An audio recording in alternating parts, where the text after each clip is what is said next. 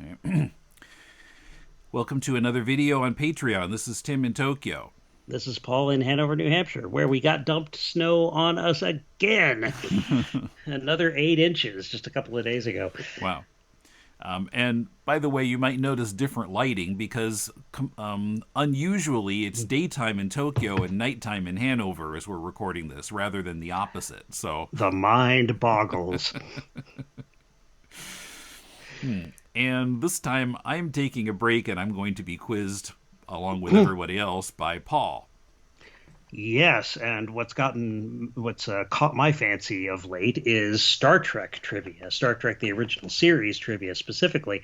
And surprisingly, instead of taking the route of following actors who appeared on Batman 66 through to Star Trek, I really don't have any of those crossovers this time around, although I've certainly got the opportunity. There's a certain Romulan who was also a hench. He henched for Joker at one point in the history of the '66 show that we'll get on to. We'll move into that later.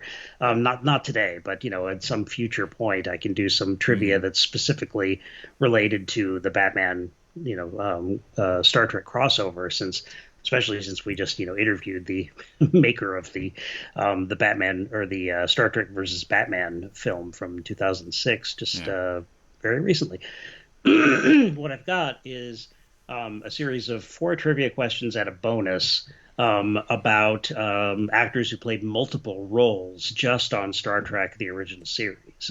Okay. So secondary actors, tertiary actors who played more than one role on the show. And sometimes they're just, people who played lots and lots of different ensigns or, security people. Some people who actually died more than once as red shirts. But let's dig into It's like this. Attack of the Clones. We've got clone troopers, except they're not That's wearing right. white armor.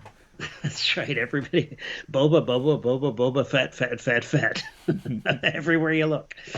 All right. So, not so many red shirts in this particular set of trivia questions. The first trivia question is about someone named Elizabeth Rogers, who, interestingly enough, has the same name as a student I had a few years ago, who is a brilliant animator, who's graduated, went on to film school, but not the same Elizabeth Rogers. Elizabeth Rogers is an actor who shows up in Doomsday Machine as Lieutenant Palmer. Doomsday Machine being Tim's probably your favorite episode of Star Trek, and certainly my favorite from season 2 of the original series so far. But she takes the role of the communications officer because Uhura isn't in that episode. And I looked at Elizabeth Rogers' face. I looked at Lieutenant Palmer and said, I know this person. Where have I seen this person before? Bad deja vu, holy deja vu. But no. In fact, I had never seen her anywhere. When I looked her up on IMDb, I was completely wrong that I had seen her in something else. If I did, she played such a bit part in it that, because, there's a particular film I saw her in that I can't mention just at the moment that I might have seen her in, but her part is so small, I have no idea whether I recognized her or not. And she was, 15 years older at that time as well, or 10 anyway. So here we go. She also played the companion, or did the voiceover for the companion in the episode Metamorphosis, which is also a second season episode. And this is, often the case with Star Trek actors, particularly women, that if they played multiple roles, they often did voiceover parts as well as on-screen parts, and sometimes were credited for it. So here is my question about Elizabeth Rogers, Lieutenant Palmer from Doomsday Machine. On which of the following Irwin Allen TV series and movies did she also appear? Does anybody know the answer to this question? So here are the 4 I've got here. The Land of the Giants, The Swarm, the B movie from the mid-'70s, more B movie in more ways than one. Letter C, The Towering Inferno, and letter D, The Poseidon Adventure. So which of these did she appear in, as well as appearing a couple of times in a couple of different roles in Star Trek the original series? Land of the Giants, The Swarm, The Towering Inferno, or The Poseidon Adventure? These were all produced or directed by, or both, by Irwin Allen. Okay. Well, you mentioned seeing her when she was older, so I'm going to guess that it's not Land of the Giants. Okay, that makes sense. But the other three are all from roughly the same time. So, Swarm? It was a trick question, Tim. The bad news. In fact, she appeared in all of them because Irwin Allen was a family friend, and so she appeared in lots of Irwin Allen stuff. I didn't even like scratch the surface of the number of the different Irwin Allen properties, disaster movies, and television shows, including Time Tunnel, which is another TV show from the '60s that she appeared in. So yeah, so she Okay, was. so it's impossible to get it wrong. That's So right. She was I all got it over. right. You got it Yay. right. Yeah, she was all over Irwin Allen like the proverbial cheap suit. I don't know why I always make that joke, but I always thought it was funny. I think it might be a Jovial Bob Stein bananas joke that he made fairly frequently. He was all over that like a cheap suit. Apparently, cheap suits are all over you, or too tight, or something. Anyway, I haven't owned a cheap suit since I was a kid, so I'm not really sure. Anyway.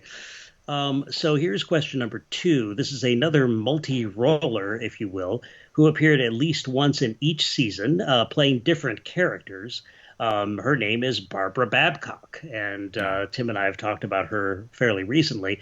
She played Maya 3 in A Taste of Armageddon, which is a pretty fascinating episode of the original series in which people are just like basically these two warring planets play chess with each other, and whoever, or Risk or Battleship, basically, and then whoever won this virtual battle, their people live, and then a certain number of people who would have been killed in this virtual battle have to report to be exterminated, basically. Yeah, so it's just avoiding property damage.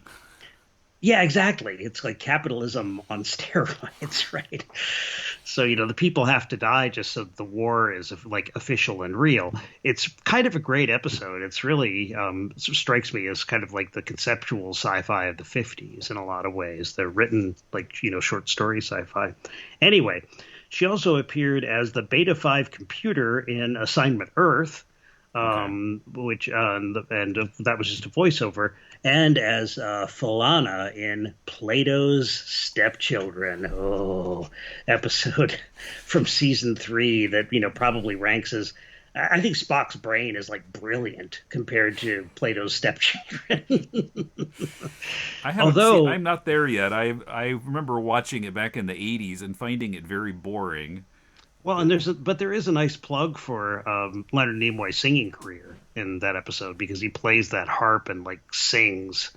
But mostly it's about hating on hippies, as far as I can tell, and the hippies. And you have to hate on the hippies because they're incredibly irritating, just incredibly irritating.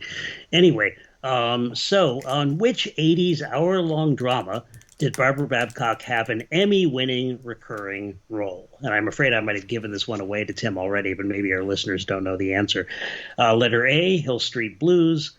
Letter B, Remington Steele. Letter C, St. Elsewhere. Letter D, In the Heat of the Night. Which of these '80s hour-long dramas did Barbara Babcock have an Emmy-winning recurring role? Dallas. I guess she didn't get an Emmy for that, but she was on it. Yes, that's true. She was on it, but she didn't win an Emmy for it. Say the shows again. Hill Street Blues, Remington Steele, St. Elsewhere, or In the Heat of the Night. It's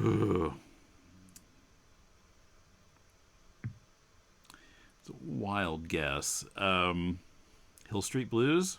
Yes, you're correct. She played Grace, who was the lover of Sergeant Esterhaus, and they were, had a quite a torrid affair for a number of seasons on that show. But she did win an Emmy for that role. Bonus is that Barbara Babcock has the second highest number of voiceovers in the credited, or mainly non-credited voiceovers, I guess, in the original series, including the disembodied voice of the mother of the Squire of Gothos in season 1. And here's the bonus question. Do you know who has the most voiceovers in Star Trek: The Original Series. It's another woman, Okay. and a woman who also played multiple roles on the original series.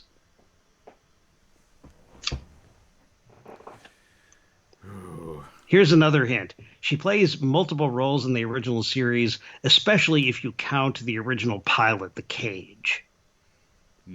Boy. When you say the answer, it might ring a bell, but I'm not able to think up any actors' names from that right now. You ready? Yep. Okay. It's Majel Barrett. Okay. Majel Barrett played Nurse Chapel on most of the series, but she also plays number one in The Cage. She's basically the first officer in The Cage, and she stays back on the ship when Pike and Spock and the rest of the landing party, go down to the planet. Right, and of course, Majel Barrett also played the computer on the original series. She wasn't always the voice of the computer, but she was for a tremendous amount of the time. And she also played the computer on Star Trek: The Next Generation. She was also that voice. Yes, anyway, she was sometimes referred to as the First Lady of Star Trek because she was also Gene Roddenberry's wife. Okay. Sometime maybe late in the original series history, or maybe after that, they did get married, and they were married until the end of his life. Okay, moving on to our next question and our next multiply appearing, multiple character playing actor, William Blackburn. William Blackburn has 64 separate appearances on the original series, and there are only like 70 episodes in the whole series, maybe 80. But anyway, in fact, at 64 appearances, he had more than any other non-leading actor in the series. More different appearances on the show. Not always as a different character, but that's how many appearances he made, and wasn't a lead character. I think he might have actually had more than Bones, because there are some episodes that, DeForest Kelley didn't appear in. Anyway, so what other distinction did William Blackburn earn for his Star Trek the original series appearances? Here are your possibilities here. A, he never had a speaking part. B, he always played an alien. C, his face never appeared on camera for more than 2 seconds. Or D, he played the first crewman not dressed in a red shirt to die on camera. So which of these four distinctions was William Blackburn's? A, he never had a speaking part. B, he always played an alien. C, his face never appeared on camera for more than 2 seconds. Or D, he played the first crewman not dressed in a red shirt costume to die on camera. I'm going to guess C. That's a good guess, because there certainly were some actors who, nobody can prove that they actually appeared on an episode, except that the actor himself or herself says that they did. But in fact, he never had a speaking part. Okay. 64 episodes and he never opened his mouth. Poor guy. What kind of roles did he play? Like guy on the bridge. Sometimes a navigator, sitting next to Sulu, or but he also played bit parts of aliens on various planets who just happened to be like pushing wheelbarrows or something. He was all over the place, and I do mean all over the place. Finally, last actor we'll be talking about tonight is Diana Muldaur, who appeared on Return to Tomorrow, which was a second season episode, and the third season episode, Is There No Truth in Beauty? Excuse me. Neither of those episodes are episodes I've seen yet in watching, this time around. And weirdly, Tim, I got to say, I'd never seen The Doomsday Machine before I watched it just the other night. Oh yeah, I'm finding some I've never seen before too. I mean, it was great. I mean, it was like watching, Ahab go after the whale, and in science fiction terms, it was a lot of fun. But anyway, so she had a lot of screen time in those couple of episodes she did appear in the original series. Lots of lines, and was quite an accomplished actor. But she also had a recurring featured role on season 2 of Star Trek: The Next Generation. Wow. And she's not the only actor who crossed over into other Star Trek series. A bunch of actors did that, but maybe that'll be, a future, Star Trek research lab for me, and looking for trivia questions. So, which character did she play in the second season of Star Trek: The Next Generation? A, Spock's mother, Amanda Grayson, who was played by Jane Wyatt from Father Knows Best on the original series. And I don't, you may not know this because I don't know how much you've seen of The Next Generation, which is a show I watched Season obsessively one in the and nothing 90s. more. Oh man, Because I what a came to bummer. Japan and I Yeah, couldn't watch it. it's too bad that's the only season you got to watch because it sucked rocks. It got so much better in season 2, and then season 3 it like hit its stride and became incredible. Anyway, so Spock's mother, Amanda Grayson, is one possibility. Letter B, Loxana Troy, the mother of Deanna Troy, who was the counselor on Yeah. the Enterprise. Letter C, the voice of the ship's computer. And letter D, Dr. Kate Pulaski, who replaced Dr. Crusher, who was escorted off the show after season 1 and then came back in season 3. But so those are your possibilities. She could have played Spock's mother. She could have played Deanna Troy's mother, the voice of the ship's computer, or Dr. Pulaski, the replacement for Dr. Crusher. Jeez. Well, as I noted, I'm completely unfamiliar with season 2 or 3 or anything after 1, which I watched in 1988-89. So this is a super wild guess, but Spock's mother. Okay. Well, this is just my chance to educate you on this, and maybe convince you to watch Star Trek: The Next Generation, which was a great show. So she played Dr. Pulaski. She became the kind of, sort of Bones McCoy to the Brent Spiner's Data as a kind of Spock figure, being the cold logical one. Dr. Pulaski kind of played the I'm a surgeon, not a blank, or I'm a doctor, not a blank kind of foil to Data, as Bones was to Spock. And supposedly, the producers didn't ever mean to try to replicate the Spock-Bones relationship with the Data-Pulaski relationship. But nevertheless, that's kind of how it turned out. I never liked her all that much on the show. I mean, she's a really great actor. But there's something about the chemistry between her and the others. I mean, she seemed like a scold.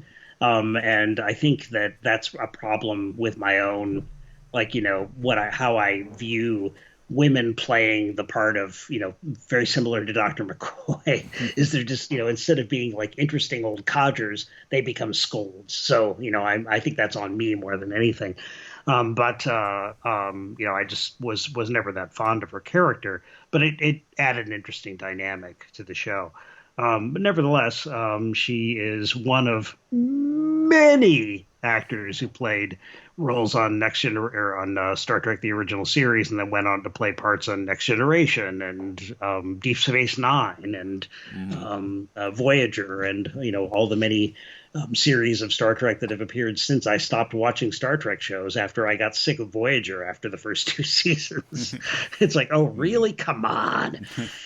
Well, my plan is to finish watching the original series, watch the movies, some of which I've never seen. I've never seen the first one. I finally watched the first one a couple of summers ago. It's worth it. I think I saw 2, 3, 4, and the whale one, whichever one that was. That would be 4. That's the Voyage Home. Okay, and that's when Spock comes back. Yes. Okay. Well, the Search for Spock, he comes back. He comes back at the end of Star Trek 3. The Search for Spock, and then does he die in Wrath of Khan? Yes. Okay. My memory is distorted. I had him dying in the third one. Spoiler alert. Well, spoiler for a movie I saw before. I'm sure I watched Wrath of Khan a couple of times in the 80s, but anyway, watch the movies and then watch Next Generation, and if I'm still alive, I'll watch Deep Space Nine. That's what I really want to watch, but I want to get all the background first. You don't have to have all the background to watch Deep Space Nine. They did plant a few seeds of the kind of, the Bajorans versus the Cardassians, the ongoing, war in the last couple of seasons of Star Trek, of The Next Generation. But you don't really have to have seen Next Gen to get Deep Space Nine. Deep Space Nine is brilliant. I mean, it's probably as far as political interest is concerned, you can totally see that the producers who worked most closely on Deep Space Nine went on to do the next Battlestar Galactica, the new Battlestar Galactica, because the politics are what interested them the most. It's kind of like watching a kind of mashup of sci-fi and Northern Ireland and the Suez Canal conflict. I mean, just the Arabs versus Israelis, and Northern Ireland Catholics versus Protestants. It's all kind of little bits and pieces of those conflicts are garbled in there in ways that are really really smart. So yeah, run, don't walk. Would you call it the Phantom Menace done right? I'm just going to rewind my brain and pretend you didn't even say that. It's like I guess so. Because the big complaint, one of the complaints about that was Senate debate and stuff, and what the Phantom Menace has right is that all of these political battles often come, they're often but either driven by or kind of tempered by trade. But what it had wrong about it is that it spent so much time with trade that it kind of forgot about things like other kinds of conflict, like cultural conflict, for example. And I think what mystified me the most when watching the Phantom Menace in the theater was when the crawl starts and it's like, minutiae of trade agreements? Is that what this is all about? Is that why everybody hates the Empire so much? It's the paperwork. It's the red tape. Precisely. And in reality, yes, that would probably be true. But in a movie, sci-fi, fantasy, it's not really what you expect. But no, I think the reason that Deep Space Nine does it right, as far as I can tell, is that it's really about human conflicts and racism and ethnicism and imperialism and nationalism, basically at a planetary level. So yeah, you should totally watch it. Don't worry about waiting, because Star Trek Next Generation is still kind of like interplanetary politics light by comparison. So it's more like the original series, and it's more about exploration and cultures running into new cultures that they have no concept of. It's more science fiction-y in that way.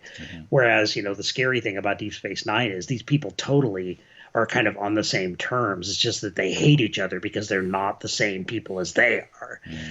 So that's why it feels so real, so contemporary. Whereas Star Trek is the Next Generation is much more interested, as the original series was, in the conflicts that come from just like having no concept of why these aliens are like this. Why they think this way, the fact that they think in a completely different way with a completely different set of values that comes from just being completely, different. So, anyway. Okay. All right. Well, yeah. So watch TNG for total pleasure. Watch Deep Space Nine if you like your sci-fi to be invested in something like human relations and the future of human relations. Yeah. The problem is I'm going to have to stop watching everything else in order to get all this in. Yeah. Well, when you and I are in the home someday, in adjoining rooms, we can slowly wheel ourselves into the other room every night to watch 4 episodes of a Star Trek series and then wheel ourselves back. Nice one, Tim.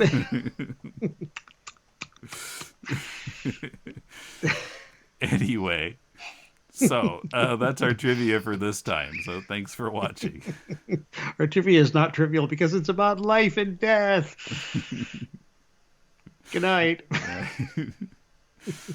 You sound like Charlotte Rae on Car 54.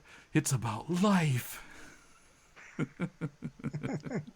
Oh man, I so don't want to sound like Charlotte Rae. Really don't. The fact of life.